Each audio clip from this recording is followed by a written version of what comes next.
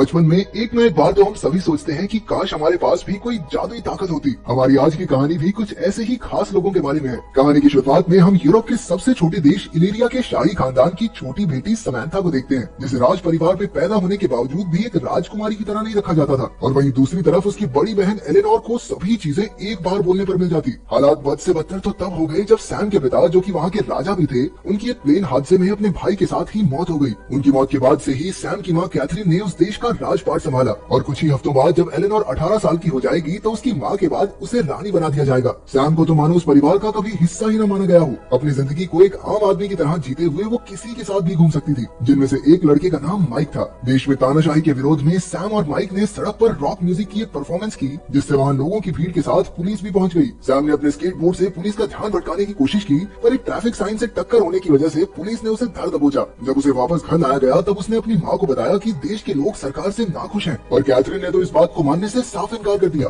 अगली सुबह वो स्कूल में रोक्साना से मिली, जो उसी की तरह एक शाही खानदान की दूसरी बेटी थी। वो एक शांत मिजाज की लड़की थी जो अक्सर अपने आप में ही खोई रहती। रोक्साना को लाइव स्ट्रीमिंग करना बहुत पसंद था, जिसकी वजह से वो मशहूर भी थी। इसके बाद हमें एक हाई सिक्योरिटी जेल दिखाई जाती है, जहाँ पर 34 नंबर कैदी को अपने सेल में से एक कैपेसिटर मिला, जिसे उसने एक डिवाइस में लगाकर अपने गले में बंधा हुआ नेक कफ खोल दिया। ये करते ही उसकी सारी शक्तियाँ उसके पास वापस आ गई और वो उन्हीं शक्तियों से जेल का दरवाजा तोड़कर वहाँ से निकल गया। इधर सैम और माइक अपने म्यूजिक कॉन्सर्ट की प्रैक्टिस में लगे थे। माइक ने सैम को एक कॉन्सर्ट में साथ चलने को कहा और वो भी मान गई। तभी वो एकदम हैरान रह गया जब सैम को उसके मुंह से गार्लिक नाम की स्मेल आई, जो उसने 2 दिन पहले खाया था। उस रात एलेनोर की रानी बनने से पहले की पार्टी अटेंड करते वक्त सैम को याद आया कि उसने तो माइक के साथ एक पार्टी में जाने का वादा किया था। वो उसी वक्त अपनी माँ को झूठ बोलकर वहाँ से निकलकर क्लब पहुंची, लेकिन दोनों के पास आईडी कार्ड्स न होने की वजह से उन्हें क्लब के बाहर ही रोक दिया गया। तभी उन्होंने वहाँ काम करने वालों को पीछे के दरवाजे से अंदर जाते देखा और न जाने कैसे सैम ने उनके पासवर्ड का पता दूर खड़े खड़े ही लगा लिया। ये सब देखकर माइक एक बार फिर से हैरान हो गया। पार्टी के बीच में ही सैम को आसपास की सभी आवाजें सुनाई देने लगी,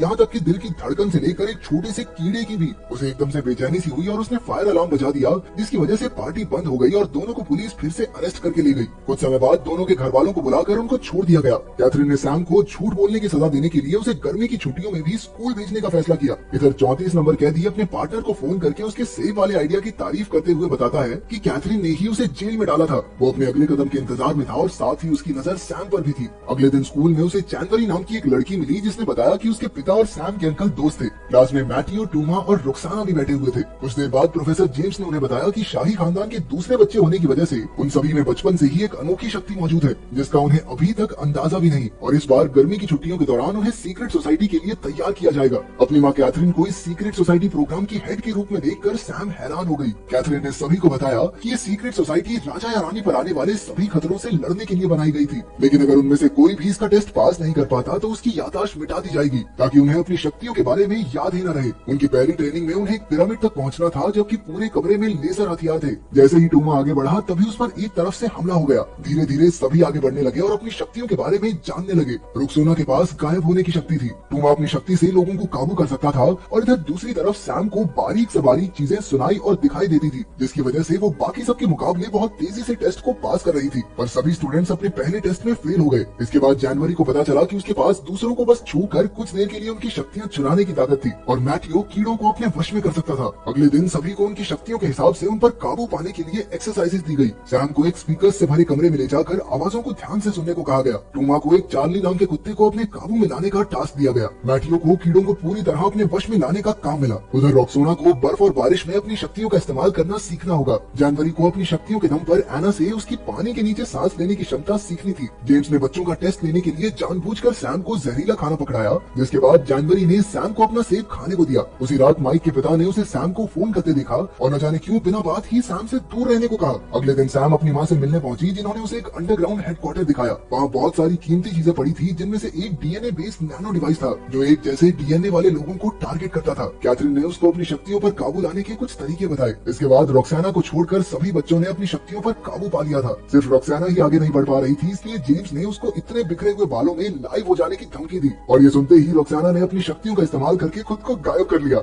ये होती है लड़कियां। राजा रानी मारे जाए, याददाश्त चली जाए, फर्क नहीं पड़ता, लेकिन इंस्टाग्राम पे गंदे बाल वाली फोटो नहीं जानी चाहिए। अब सभी स्टूडेंट्स अपनी शक्तियों को पूरी तरह से पहचानने लगे थे और ये देखकर जेम्स बहुत खुश था। उस रात शाम को माइक के साथ एक कॉन्सर्ट में जाना था, पर तभी जेम्स ने सभी को उठाकर उन्हें अपने पहले मिशन पर चलने के ऑर्डर्स दिए, जो था एक अनमोल चीज को चोरी होने से बचाना। जगह पर पहुंचकर सैम ने अपनी शक्तियों से चोर का पता लगाया और फिर सबने उसका पीछा करके उसे धर दबोचा। पर असल में वो चोर नहीं बल्कि जानवरी की कोच थी और ये तो बस उनका ध्यान भटकाने के लिए किया गया था। वो सभी अपने दूसरे मिशन में भी फेल हो गए और ये देखकर जेम्स बहुत नाराज हुआ और उसने अगले दिन की क्लास कैंसिल कर दी। सैम ने माइक को कॉन्सर्ट में आने के लिए माफी मांगी, पर वो उसे सच नहीं बता सकती थी कि आखिर उसके साथ चल क्या रहा है और इसी बात से बेचारा माइक परेशान हो गया। अगले दिन छुट्टी होने की वजह से सबने बाहर घूमने जाने का प्लान बनाया और इसी बीच जानवरी और सैम में अच्छी दोस्ती हो गई। सैम ने तो उसे अपने घर भी बुलाया। दोनों सहेलियां चुपके से उसके घर में घुसकर स्टूडियो में गई, जहां सैम ने जानवरी को बताया कि उसके पिता उससे इतना प्यार करते थे कि उसके लिए उन्होंने पूरे टावर को स्टूडियो में बदल दिया। तभी वहाँ माइक भी आ गया और सैम को उसके बिना ही मजे करते देख वो नाराज होकर वहाँ से चला गया। कुछ देर बाद कैदी नंबर 34 ने अचानक से उन सभी पर हमला कर दिया और वहाँ से भागने से पहले उसने सैम को स्नोफ्लेक्स कहकर पुकारा, जो सैम ने फट से पकड़ लिया क्योंकि सिर्फ उसके पिता ही उसे स्नोफ्लेक्स बुलाते थे। जेम्स ने सबको शांत रहने को कहा, लेकिन सैम उसकी बात ना सुनते हुए कैदी नंबर 34 के पीछे भागी और उसने उसे जंगल में ढूंढ लिया, जहाँ जेम्स सैम को बचाने की कोशिश में बुरी तरह जख्मी हो गया। उसने सैम को बताया कि वो ही उसका चाचा एडमंड है, लेकिन इससे पहले वो उसे कुछ और बता पाता,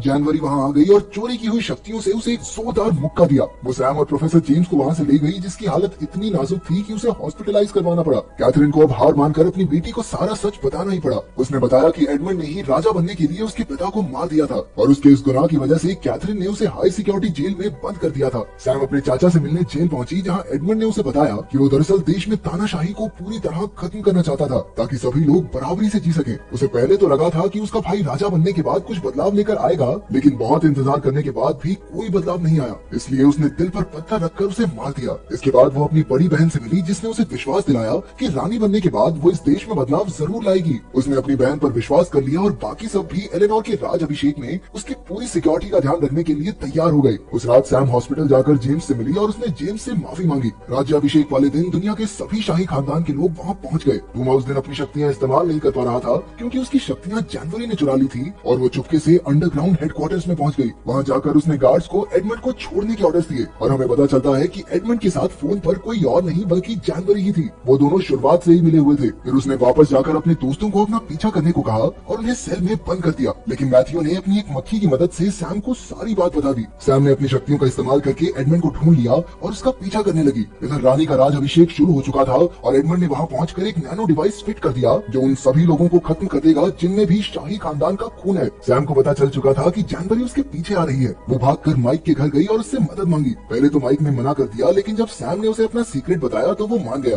दोनों ने फिर साथ में पहले जानवरी को पकड़ा, जिसने मान लिया कि वो एडमंड का साथ इसलिए दे रही है ताकि वो राज कर सके। इसके बाद उन्होंने बाकी सबको छुड़ाकर एक साथ एडमंड के खिलाफ लड़ने का प्लान बनाया। एडमंड का मानना था कि शाही खानदान के खत्म होने के बाद ही लोगों को असली आजादी मिलेगी। सैम, टूमा और रेक्सोना उसका ध्यान भटकाकर उसे एक कमरे में ले आए, जहाँ पहले से ही एक डिवाइस फिट था, जिससे एडमंड की शक्तियाँ कमजोर पड़ गई। माइक ने तब तक नैनो डिवाइस को रीप्रोग्राम कर दिया, जिससे एडमंड उसके अंदर ही फंस गया। दूसरी तरफ राज अभिषेक बिना किसी परेशानी के पूरा हो गया और अब एलेनोर ही देश की रानी है। सैम, रेक्सोना, टूमा और मैथ्यू को सीक्रेट सोसाइटी में एक्सेप्ट कर लिया गया। प्रोफेसर जेम्स के ठीक हो जाने के बाद कैथरीन ने नई रानी को सीक्रेट सोसाइटी के बारे में बताया। रानी ने वादा किया कि इलीरा के लोगों को तानाशाही के साथ साथ एक सरकार बनाने का मौका भी दिया जाएगा, ताकि सभी लोग पूरी आजादी से जी सके। अचानक सभी को खबर दी गई कि जानवरी जेल से भाग गई है और अब उन सबको मिलकर उसे पकड़ना होगा। तो अगर तुम्हें चुनने का मौका मिले तो तुम कौन सी सुपर पावर चुनोगे, कमेंट्स में जरूर बताना।